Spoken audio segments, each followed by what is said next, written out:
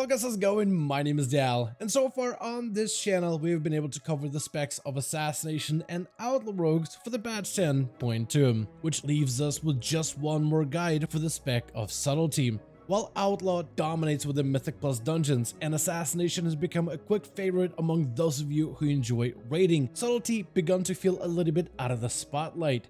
But its recent performance in the race to the world first has turned heads, with many finally getting to see their true combat potential. Subtlety, like all rogue specs, has gone through a new set of changes for the patch 10.2, with the playstyle fully embracing its bursty nature, becoming a force of terrifying power, capable of easily exploiting their enemies' weak points. In today's video, I wanted to do a guide for this unsung hero of the rogue kind and go over how you can jump into playing Subtlety for the Season 3 in both raid and dungeon endgame content. But right before we get into this rogue guide, most of you guys watching these types of videos are still not subscribed. However, the more of you remind, the more of you do, so let's keep it going. Subscribe to the channel and ring the bell if you're watching these videos anyway, especially if you want to get more regular content regarding Dragonflight 10.2 or any of the future updates going forward. I usually like to start off my guides by going over the talent builds first, starting out with a commonly recommended single target raiding build that's going to revolve around the talent of Shadow Dust. This build offers maximum single target damage with a big emphasis on cooldown reduction, where you can use vanishes to adjust your burst windows. The Mythic Plus dungeon build also leverages the Shadow Dust talent, which allows you to not only adjust your offensive cooldown timings, but also reduce the cooldown of your defensive abilities, further improving on your overall survivability. Next, I want to go over how to gear your Subtlety rogue within the patch 10.2. And if you plan to take your rogue more seriously within Season 3, then I really do recommend for you to start utilizing sims in order to get accurate information when it comes to gearing out your character. Sim websites like RaidBots allow you to better compare all of the different gear that's sitting in your character's bags to find out which item will be a bigger upgrade. And you can adjust your sims for a variety of combat situations, single target, cleave, and massive AoE within dungeons, and get a lot more accuracy when it comes to optimizing your character. However, I do still want to go over a more simplified method when it comes to optimizing your rogue within Season 3.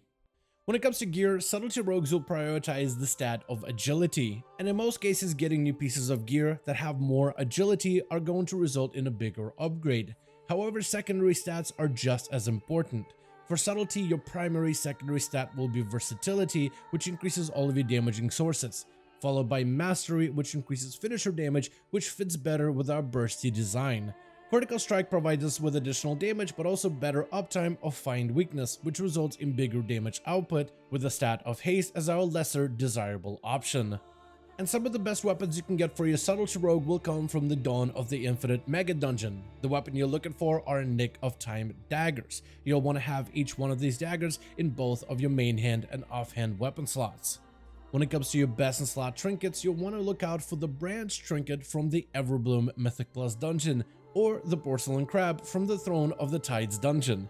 From the raid, you'll want to look out for the Pip's Friendship Badge, which provides us with passive Mastery, Critical Strike or Versatility, and the Cataclysmic Signet brand as our second best option.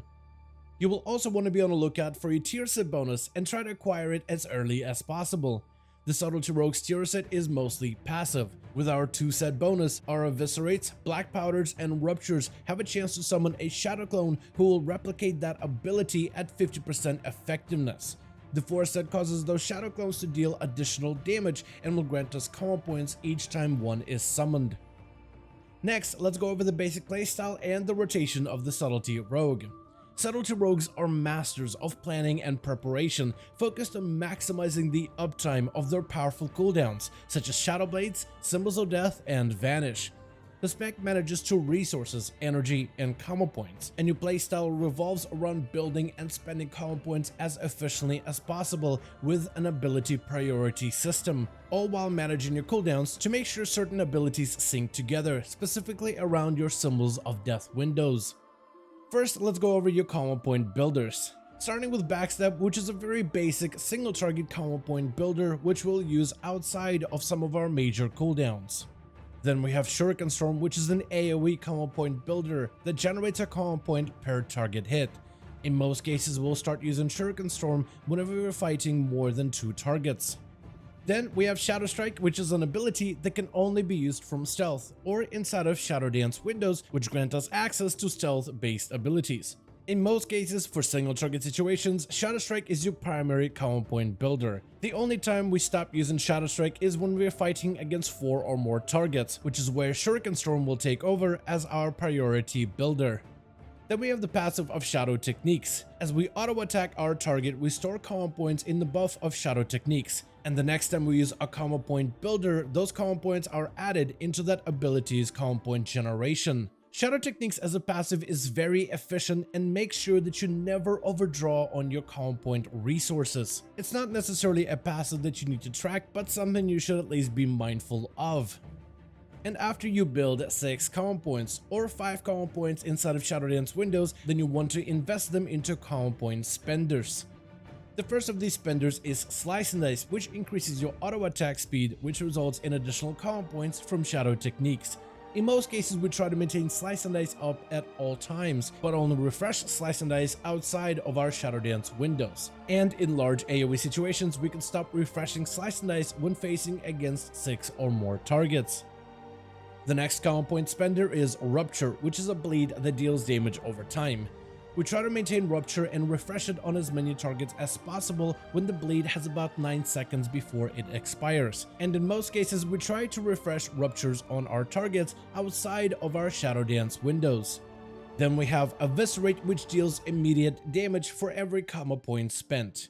Eviscerate will be our highest priority single target common point spender inside of Shadow Dance windows. And outside of dances, we'll use Eviscerate, but only when the buff of Slice and Dice and the bleed of Rupture do not need to be refreshed.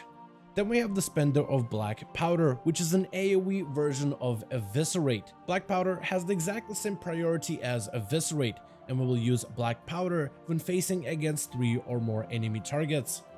Next, let's go over the many offensive cooldowns that Subtlety rogues will have to manage. Starting with Symbols of Death, which is a very basic cooldown that's up every 30 seconds. Symbols of Death provides a slight damage increase and also grants us additional energy. In most cases, we want to use Symbols of Death on cooldown as often as possible, and we will usually line up other abilities such as Shadow Dance, Shadow Blades, and many others inside of our Symbols of Death windows. Then we have the cooldown of Shadow Dance, which grants us a momentary access to a stealth state as well as stealth-based abilities, and provides us all of our stealth damage modifiers. You should always try to save at least 1 charge of Shadow Dance to use together with Symbols of Death, otherwise you should try to avoid setting on 2 charges of Shadow Dance at a time. Then we have Shadow Blades, which is our primary offensive damage cooldown. Shadow Blades causes all of our attacks to deal 20% additional damage as shadow damage. It also allows all of our common point building abilities to generate maximum number of common points. In most cases, you should try to use Shadow Blades as often as possible, or try to delay Shadow Blades until a boss hits a vulnerability window. Next, we have Secret Technique, which is a finisher talent that deals significant amount of single target and cleave damage to multiple targets. In most cases, we'll try to use Secret Technique inside of our Shadow Dance windows, and we usually want to try to use Secret Technique as our second finisher inside of Shadow Dance in order to maximize our Dance Macabre damage value. Then we have the talent of Flagellation, which causes us to deal additional shadow damage to our target, and the more common points we spend into finishers with Flagellation active, the more mastery we can gain. In most cases, we want to delay Flagellation and use it alongside our Shadow Blades windows. And the best way to use Flagellation is right before you send a finisher into the enemy target. Cold Blood is another talent that will cause our next ability to be 100% guaranteed critical strike. When talented into Cold Blood, you want to try to pair this ability right before you hit the target with Secret Technique to maximize its damage output. Otherwise, use Cold Blood before you use a finisher inside of your burst windows. Then we have Subtlety, which fills you full of energy and grants you additional mastery. In most cases, Subtlety should be used regularly whenever you need additional energy, but for Subtlety specifically, you should try to save at least 1 charge of Subtlety to use inside of your Shadow Dance windows. Then we have the cooldown of Shuriken Tornado, which after a short delay causes us to use the ability of Shuriken Storm 4 times in a row automatically.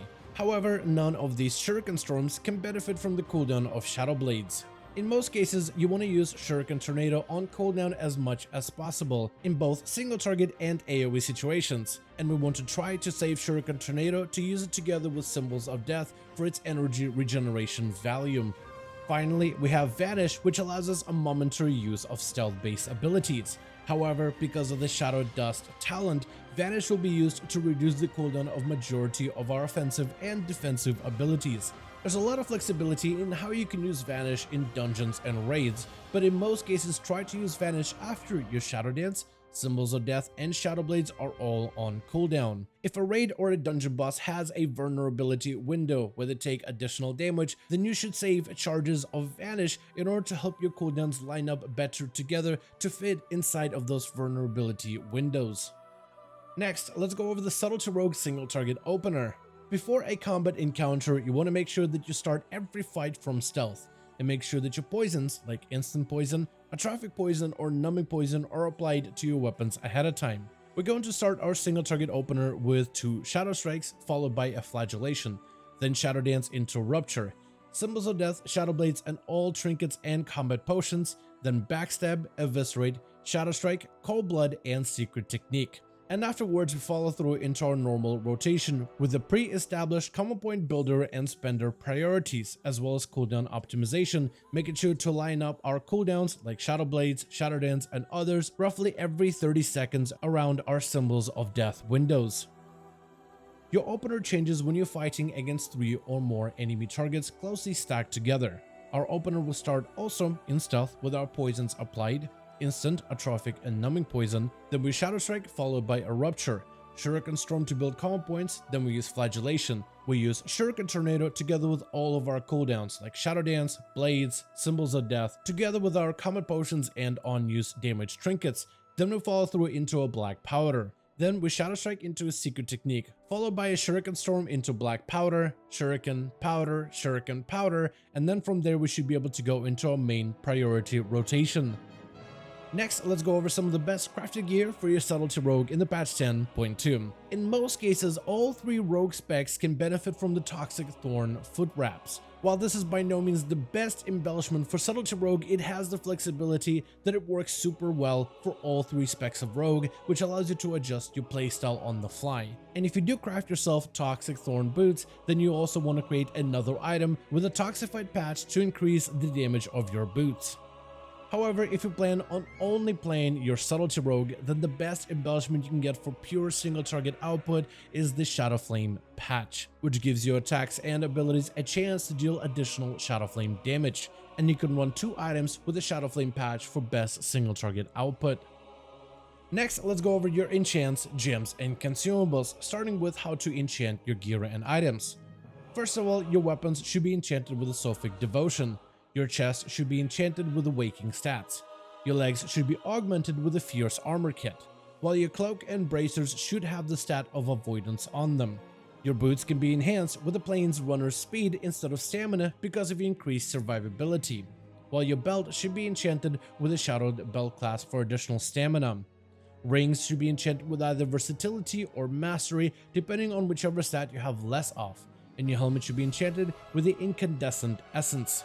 For your gem sockets, you'll want to have at least 1 item gemmed with the inscribed diamond. To craft this diamond, you will need to find a player on your server that's proficient enough in jewel crafting, and then put in a work order in order to get this diamond crafted. The rest of your gem sockets should be filled with the Sensei's Nalthorite for additional mastery and critical strike. When it comes to your consumables, the Icy Phial of Corrupting Rage is technically your best option, however it is also risky. While it grants you additional critical strike, it also does make you vulnerable to damage taken. If you're worried about survivability, then you should run the Tepid Versatility Phial instead. For your food, you should use the Deviled Eggs or a Raid Feast if one is available. Your defensive potion should be the Dream Walker's Healing Potion, while your offensive potion should be the Elemental Potion of Power. Your weapons should also be enhanced with the Buzzing Rune for additional critical strike. And you should also try to use an Augment Rune if possible, though these can be quite costly on the auction house. You should try working towards reputation with the Dream Wardens to see if you can purchase yourself a permanent Augment Rune instead. as per usual, if you guys enjoyed this video or found it informative, go ahead and give it a thumbs up. I would very much appreciate it. And as always, in the description of every single video and live stream, we have a link to our Discord community channel. Probably the best place to reach out to me directly in case you want to let me know what you thought about this video or hang out with the rest of the community to discuss some of the upcoming changes. Join our Discord to become part of the community. But otherwise, thank you all so much for watching this video. I do hope you guys enjoyed. Let me know all of your thoughts down below. And as always, I'll see all of you guys in another video.